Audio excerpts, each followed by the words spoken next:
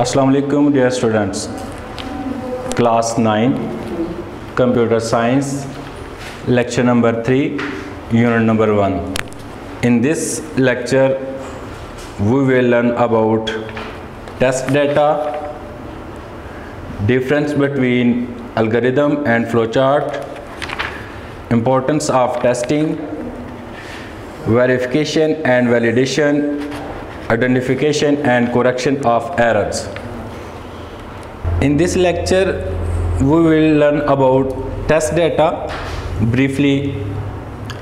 Dear students, look on the page. After solving a problem we need to test whether the solution is correct or not, and for testing we need test data. हमने किसी भी problem को solve करने के लिए मुख्तलिफ methods पढ़े, flow chart, algorithm. Flow chart और अलगोरिदम की मदद से हमने मुख्तलिफ प्रॉब्लम को सॉल्व किया। प्रॉब्लम को सॉल्व करने के बाद हमें इस चीज़ की अंडरस्टैंडिंग होनी चाहिए कि इस प्रॉब्लम के सॉल्यूशन को टेस्ट किया जाए कि ये solution according to requirement, according to desire ये करेक्ट है कि नहीं। इसीलिए टेस्टिंग जो है ये बहुत ही ज़रूरी है। विदाउट टेस्टिंग हम सर्वाइव नहीं करेंगे।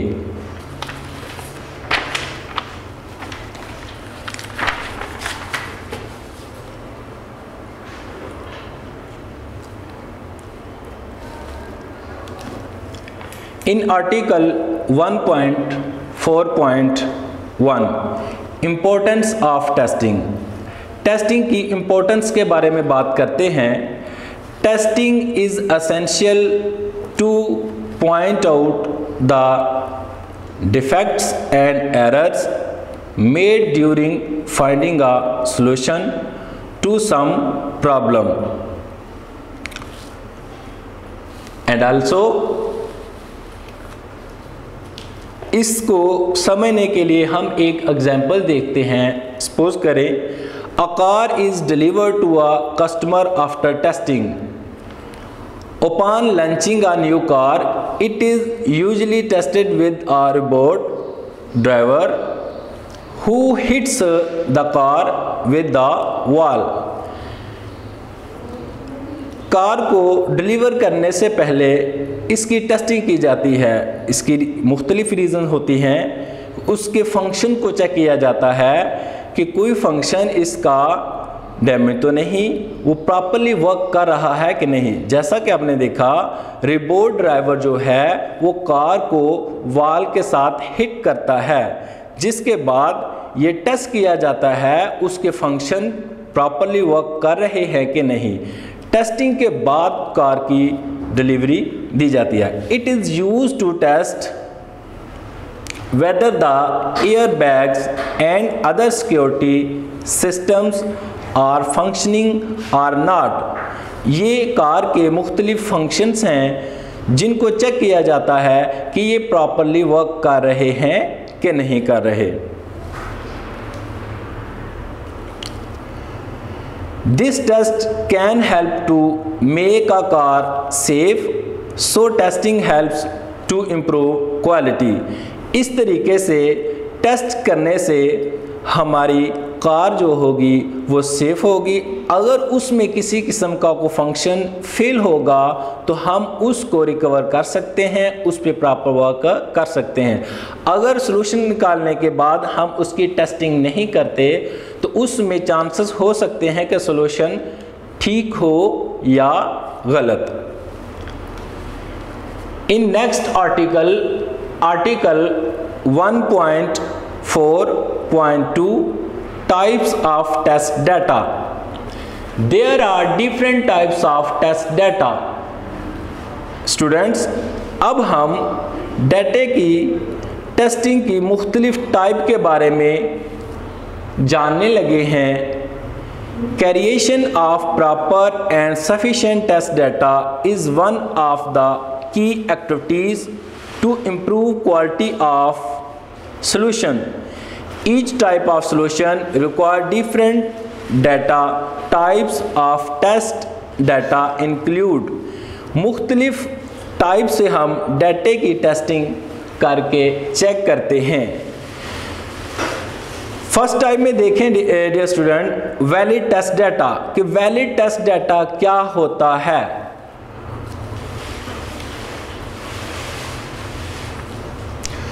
It is the test data that complies with the input requirements of the algorithm. If an algorithm is supposed to take a numeric value between 1 and 100 as input, then any value between 1 and 100 is a valid test data. इसका मतलब ये है कि जब हम numeric value लेना चाहते हैं जिसकी रेंज हमें बताई गई है बिटवीन द 1 एंड 100, हमारी न्यूमेरिक वैल्यू की जो रेंज है वो 1 से लेकर 100 तक होगी। अगर इसके अंदर कोई भी वैल्यू होगी तो वो हमारा वैलिड डाटा होगा, वो वैलिड वैल्यू होगी। नेक्स्ट टाइप देखते हैं, invalid test data. In invalid test data, it is the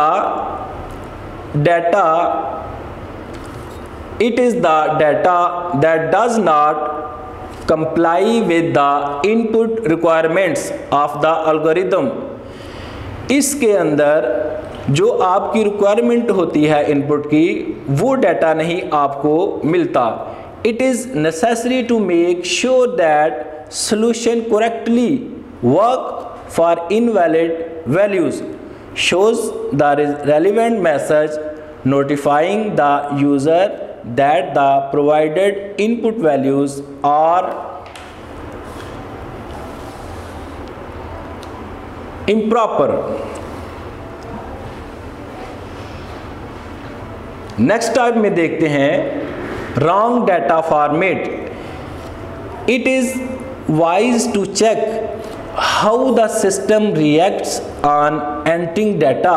जब आप डाटे को कंप्यूटर में एंटर करते हैं तो ये चेक किया जाता है कि सिस्टम इस पे किस तरह से रिएक्ट करता है, इन एन इम्प्रोप्रिएट फॉर्मेट, और किस मुनासिब फॉर्मेट में ये वर्क करेगा। For example, giving an alphabet as input when a numeric value is expected. Student, जब आपकी एक्सपेक्टेशन न्यूमेरिक वैल्यू हो, उसकी बजाय अल्फ़ाबेट को एंटर कर दिया जाए, अल्फ़ाबेट की इनपुट दे दी जाए, तो इसका मतलब है कि आपका जो डाटा है वो रॉन्ग फॉर्मेट में है, वो रॉन्ग वैल्यू ले रहा है।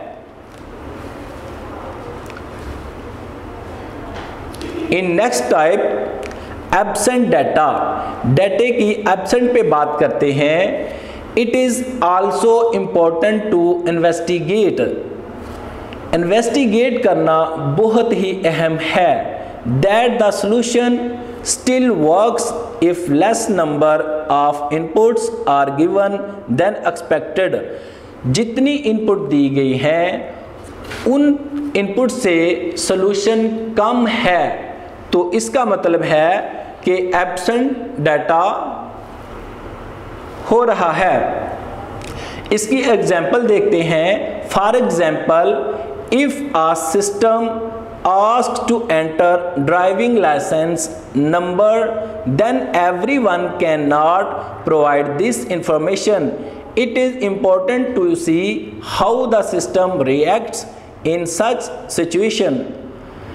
इस सिचुएशन में ये बताया गया है कि जब ड्राइविंग लाइसेंस के बारे में कहा जाता है तो जो ड्राइवर है, कुछ ड्राइवर अपना लाइसेंस शो नहीं करते। This means they are hiding their data. तो इस तरीके से डाटे की एब्सेंट हो रही होती है। In next article, article number 1.5, article number 1.5, which is verification and validation of data. Verification and validation of data is very important and very interesting subject topic.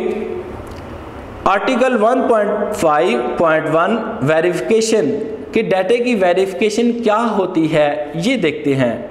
Verification means to test the if the solution is actually solving the same problem for which it was design.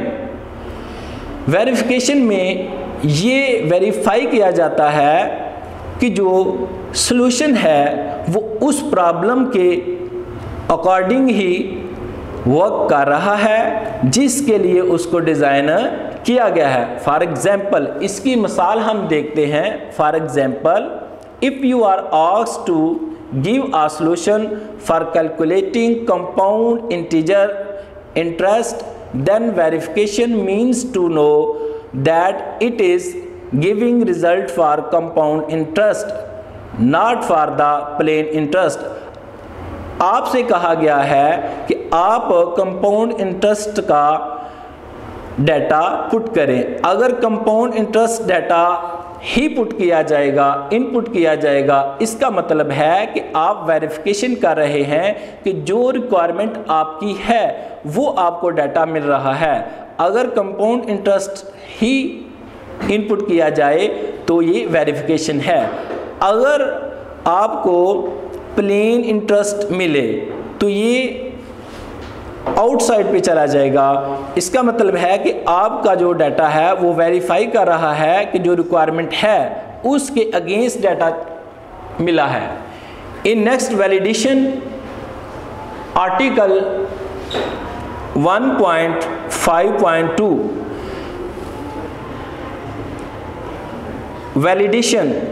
validation mean to test whether the solution is correct or not.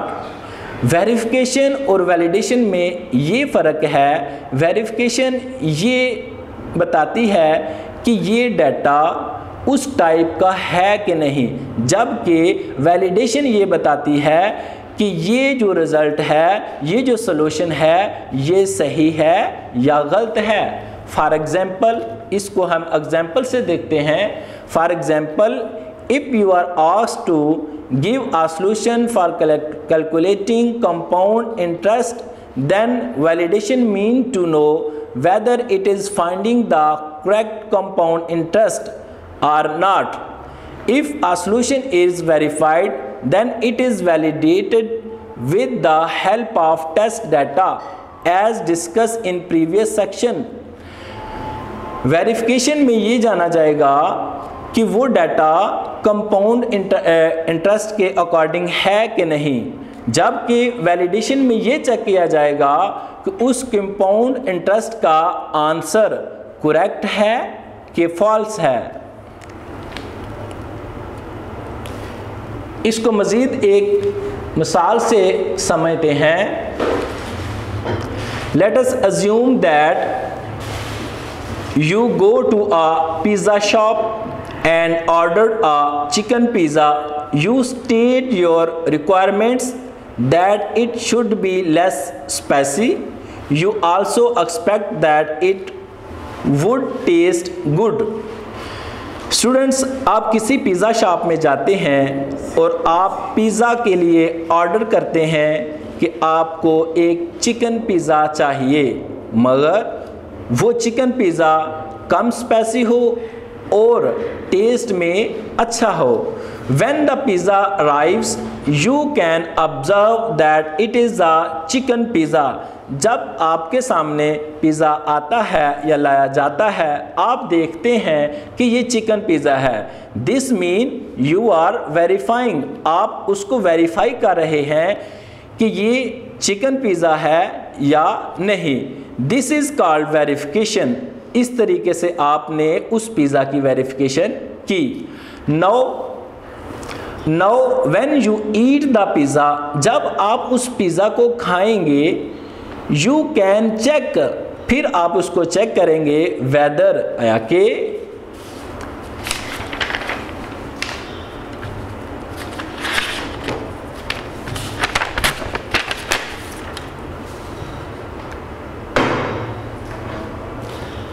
Whether it is less spicy और not, कि ये spicy है कि नहीं। अब इसका spicy होना या स्पाइसी चेक करना ये वैलिडेशन होगा, वेरिफिकेशन में ये होगा कि ये चिकन पिज़्ज़ा है कि नहीं, जबकि उसका टेस्ट वो लेस स्पाइसी है या उसका टेस्ट अच्छा है या नहीं।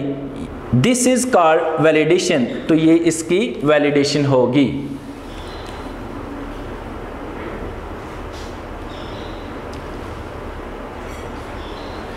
In article number 1.6 identification and correction of errors, आपकी प्रोग्राम के अंदर मुख्तलिफ एरर हो सकते हैं, मगर उन एरर की आइडेंटिफिकेशन करना और फिर उसकी करेक्शन करना बहुत ही इम्पोर्टेंट है। To know about the errors,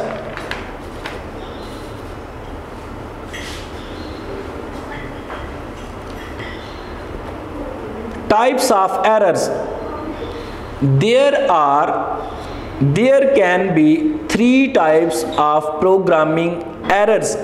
programming error की 3 किस्में हो सकती हैं, syntax errors, run time errors. Run time error को आप एग्जीक्यूशन एरर भी कह सकते हैं, एंड लॉजिकल एरर्स। एरर की 3 किस्में होती हैं जो कि प्रोग्रामिंग एरर कहलाती हैं, syntax errors, run time errors और लॉजिकल एरर्स। सिंटैक्स एरर को देखते हैं कि इसमें क्या होता है। Syntax errors, a syntax error occurs when the program violates one or more grammatically rules of the programming language। Print instead print, student देखिए जब प्रोग्राम को ये लिखा जाता है प्रिंट की बजाय प्रिंट, तो इसका मतलब है कि इसके अंदर ग्रामेटिकली एरर है। जब ग्रामेटिकली एरर किसी प्रोग्राम के अंदर होंगे तो आप उसको सिंटैक्स एरर कहेंगे। नेक्स्ट देखते हैं run time error. Run time errors are run time errors when the program directs the computer to perform an illegal operations such as dividing a number by 0। In mathematics you already know about this division by zero. Student आप जानते हैं कि जब भी किसी number को 0 से divide किया जाता है तो उसका आंसर अनडिफाइंड आता है। Division bye 0 is undefined. जब भी हम 0 से किसी नंबर को डिवाइड करेंगे तो इसका मतलब है हमारा जो एरर आएगा वो रन टाइम एरर होगा। Third type of errors, logical errors. Logical errors occur when a program follows a wrong logic। Logical errors can be identified by just looking at the wrong output of the program। Logical error में उस programme की output गलत हो सकती है। इसकी मज़ीद वजाहत के लिए हम लॉजिकल एरर को समझने के लिए मज़ीद एग्जाम्पल देखते हैं with the help of algorithm.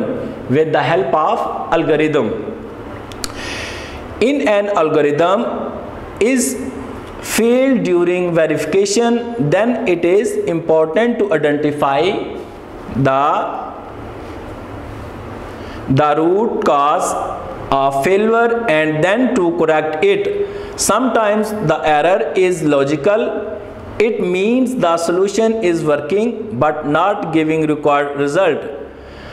Logical error में आप जब एल्गोरिदम में आपके एल्गोरिदम में लॉजिकल एरर अक्कर होता है, इसका मतलब ये है कि आपका जो एल्गोरिदम है वो वर्क तो कर रहा है, मगर जो आपकी रिक्वायर्ड रिजल्ट था, रिक्वायरमेंट थी, उसके अकॉर्डिंग आपको रिजल्ट नहीं मिलेगा।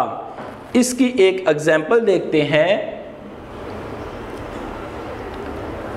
For example, to recruit students for our school volleyball team, we need students having height between 144 centimeter and 164 centimeter. To count qualified students, we deploy the following algorithm. इस algorithm में हम देखेंगे कि volleyball की team के लिए school में से स्टूडेंट्स के नाम लेने हैं। स्टूडेंट्स की हाइट जो होगी बिटवीन द 144 एंड 164 सेंटीमीटर होगी।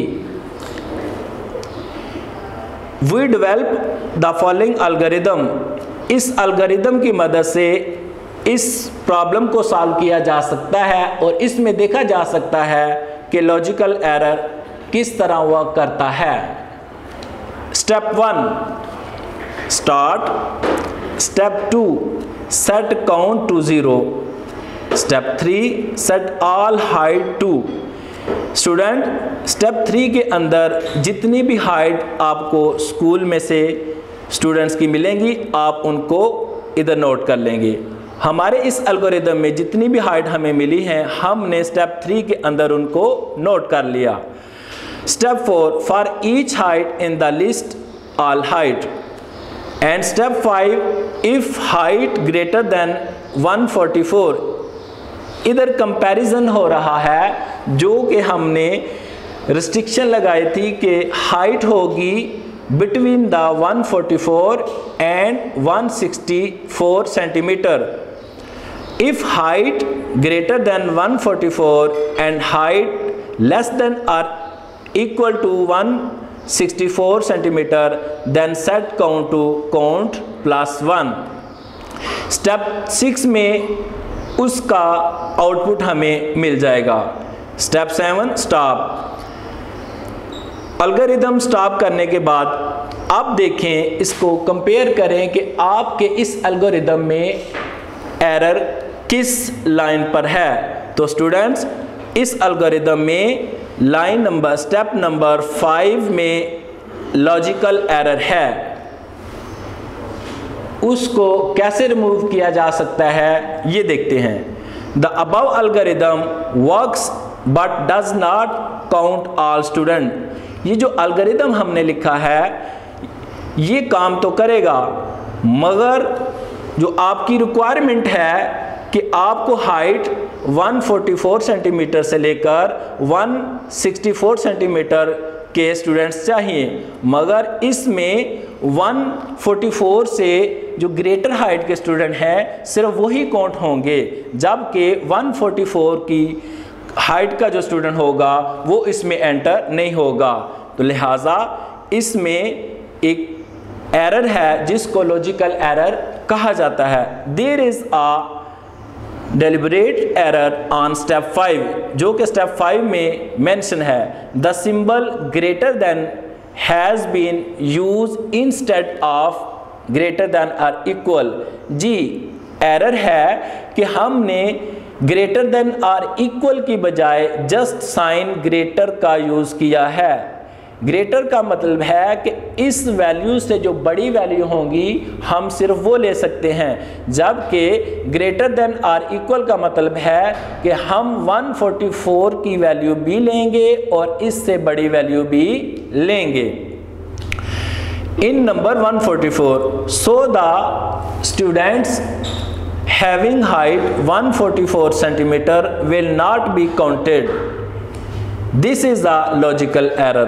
We can identify this type of errors using our TASE table. हम इस किस्म के जो एरर हैं उनको TASE टेबल की मदद से भी हल कर सकते हैं।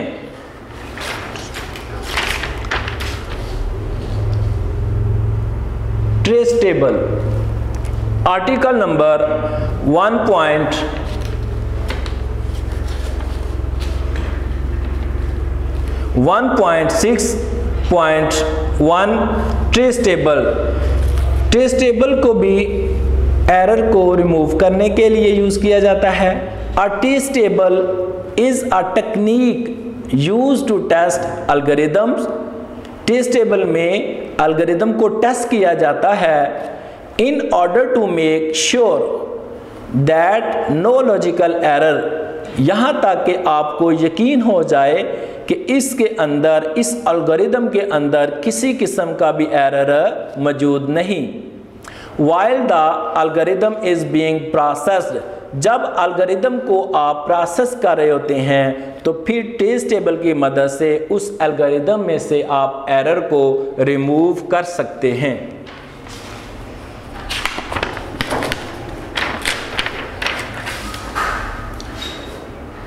Last article of this chapter is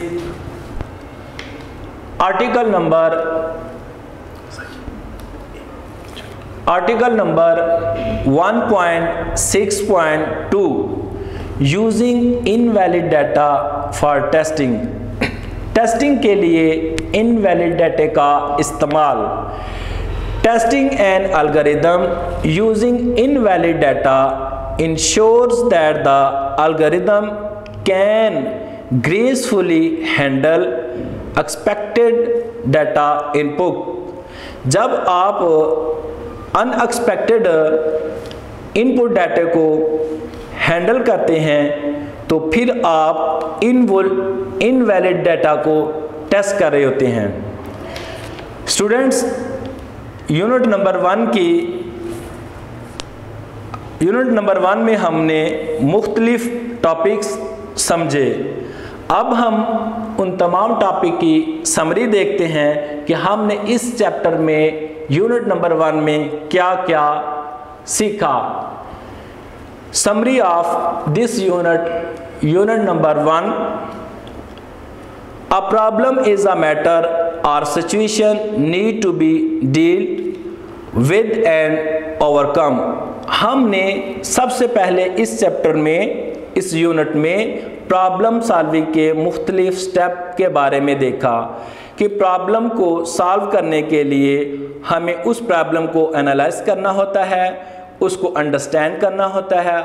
after understanding फिर हम उस प्रॉब्लम का सलूशन निकाल सकते हैं। जब तक हम उसके बारे में, उस प्रॉब्लम को अच्छे तरीके से एनालाइज नहीं करेंगे और उसको अंडरस्टैंड नहीं करेंगे, तब तक हम उस प्रॉब्लम का सलूशन नहीं निकाल सकते। प्रॉब्लम सॉल्विंग के बाद हमने एल्गोरिदम की मदद से प्रॉब्लम सॉल्विंग स्टेप के बाद हमने एल्गोरिदम की मदद से प्रॉब्लम सॉल्विंग को देखा। An algorithm is a set of rules used for solving problems।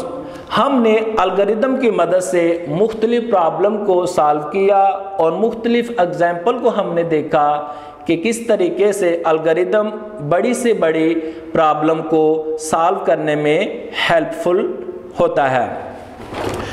Algorithm के बाद हमने फ्लो चार्ट को भी देखा। फ्लो चार्ट की मदद से भी हम प्रॉब्लम को सॉल्व कर लेते हैं। फ्लो चार्ट और एल्गोरिदम में फ़र्क ये है कि जब हम छोटी किस्म की प्रॉब्लम को सॉल्व करना चाहते हैं तो हम फ्लो चार्ट का यूज़ करेंगे, जबकि हमारे पास अगर बड़ी किस्म की प्रॉब्लम होंगी तो फिर हम एल्गोरिदम का इस्तेमाल करेंगे। फ्लो चार्ट में हमने सीखा कि फ्लो चार्ट में हम सिंबल की मदद से प्रॉब्लम को सॉल्व कर रहे हैं और विद द स्टेप्स। एल्गोरिदम में हमने with the help of steps problem को सॉल्व किया, मगर इसमें जो लैंग्वेज इस्तेमाल हुई वो नेचुरल लैंग्वेज थी, यानी वो लैंग्वेज जिसको इंसान आसानी से अंडरस्टैंड कर सकता है। एल्गोरिदम का लिखा हुआ प्रोग्राम हम आसानी से अंडरस्टैंड करने के बाद उसकी प्रॉब्लम को सॉल्व कर सकते हैं। फ्लो चार्ट के बाद हमने देखा validation. Validation and verification. Validation और वेरिफिकेशन के दरमियान हमने फ़र्क को सीखा कि वैलिडेशन में ये देखा जाता है कि ये सॉल्यूशन जो हमने गेट किया है, जो हमारा रिज़ल्ट आउटपुट है, ये करेक्ट है कि नहीं है। जबकि वेरिफिकेशन में हमने ये देखा कि ये जो रिज़ल्ट है, ये जो सॉल्यूशन है, अकॉर्डिंग टू आवर रिक्वायरमेंट, उस रिक्वायरमेंट की टाइप के मुताबिक है कि नहीं, उसकी टाइप को चेक करने के लिए हमने वेरिफिकेशन की हेल्प ली, और उसको दुरुस्त या गलत साबित करने के लिए हमने वैलिडेशन की हेल्प ली। एरर को